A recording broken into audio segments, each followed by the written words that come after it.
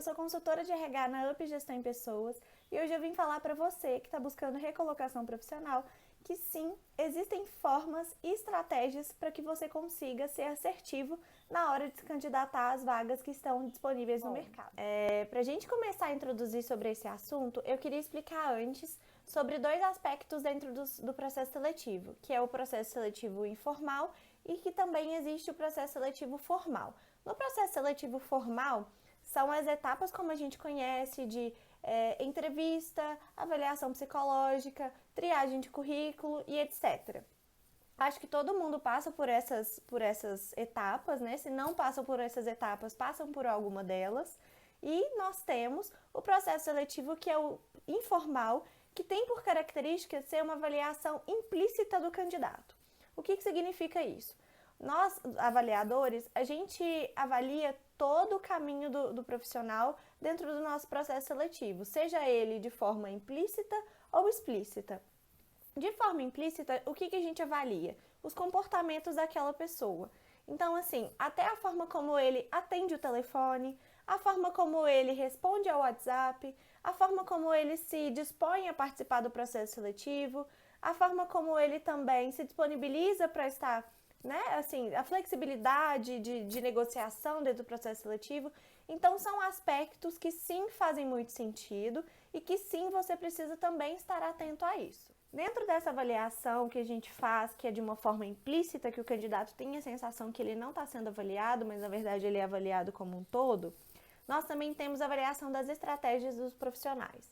Então, assim, nós avaliamos qual é a conformidade que ele tem sobre os pré-requisitos daquela vaga que ele está se inscrevendo, em relação às suas experiências profissionais, qual é os seus objetivos profissionais, o que ele tem buscado no mercado, se ele está se inscrevendo para uma vaga, qual nível que é essa vaga, qual nível o candidato está, eu digo assim, em relação, é um nível operacional, é um nível estratégico, e qual é a conformidade que tem em relação a esses níveis, né, de profissionais dentro do seu currículo, dentro das experiências que ele já vivenciou.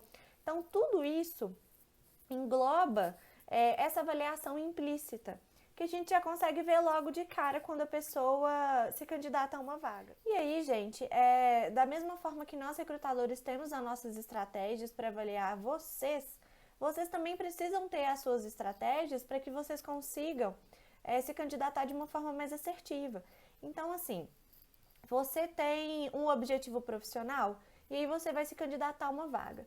Aquele objetivo profissional, aquela vaga, na verdade, ela atende o seu objetivo profissional, o que você quer para a sua carreira?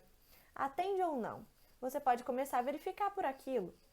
Os pré-requisitos, o quanto eu consigo atender aquela vaga, os pré-requisitos que estão sendo oferecidos em relação às últimas experiências que eu tive.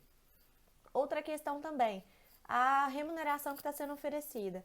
Aquela remuneração que está publicada lá na vaga, ela cobre os meus custos? Em relação, você pode até pensar assim, em relação aos meus últimos ganhos, o quão flexível eu estou para receber esse salário? O quão flexível eu consigo ser no meu dia a dia, que cobre os meus custos, mas seja realista. Pense em relação ao seu último salário, pense em relação ao que você tem de custo de vida mesmo. Bom, a partir dessa nova estratégia que você vai tomar para a sua vida, você pode inclusive usar ela como métrica. Por que como métrica? Porque talvez você comece a adotar essas estratégias para a sua recolocação profissional e aí talvez você não esteja mais errando na candidatura, no processo de candidatura, porque você vai estar se atentando a todos esses detalhes que eu levantei aqui para vocês durante esse vídeo. E aí, a partir do momento que você começa a falar, talvez eu não esteja mesmo errando no processo de candidatura, mas talvez o meu currículo não esteja tão claro, talvez o meu currículo não esteja transmitindo aquilo que eu quero. E aí você começa a pontuar o que você está errando dali para frente. E aí você consegue ter uma participação muito maior no seu processo seletivo e até mesmo de verificação de melhorias. Agora que vocês conhecem um pouco mais sobre estratégias de como se candidatar às vagas, eu vou divulgar aqui para vocês um resultado de uma pesquisa que nós fizemos, que é uma pesquisa voltada para, né, que os recrutadores participaram e eles responderam para a gente quais são os sites mais utilizados por eles para divulgar essas vagas e oportunidades que eles têm em suas empresas, enfim, né? E aí eu vou ler para vocês aqui o nosso top 10, começando da 10ª posição, beleza? Então acompanha aí. Nós temos na 10ª posição o Banco Nacional de Emprego. Na 9ª posição nós temos emprego.com. Na 8ª posição nós temos o Trabalha Brasil, que é o Cine. Nós temos na 7ª vagas.com. 6ª posição, grupos de Facebook. Então, sim, nós divulgamos muito em grupos de Facebook, nós participamos de vários grupos do Facebook para a gente ir divulgando. Então, é só ir entrando naqueles grupos lá que vocês veem que divulgam vagas, para vocês ficarem ligados a essas divulgações, beleza? Então, no 5º, agora, nós temos o InfoJobs.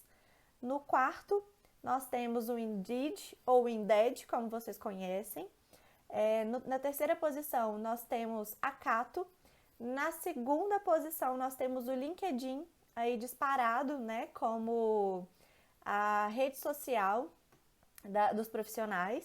Então, ali a gente consegue divulgar muita coisa, a gente também divulga muito conteúdo, nós recrutadores. E vocês também podem ter um contato mais direto conosco também no LinkedIn, então vocês conseguem adicionar, né, os recrutadores para perguntar sobre oportunidades, enfim. E nós temos na 1ª posição grupos de WhatsApp. Então, se você é uma pessoa que não é adepto ao WhatsApp, se você é uma pessoa que não participa de grupos de vagas no WhatsApp, você pode estar perdendo grandes oportunidades. Então, o que eu digo é para que você participe e para que você fique atento a esses 10 locais de divulgação que eu acabei de falar aqui para você, tá bom? Então é isso, gente. O nosso vídeo de hoje acaba por aqui. Agradeço muito por quem assistiu até o finalzinho e quem curtiu essa ideia do top 10. Muito obrigada!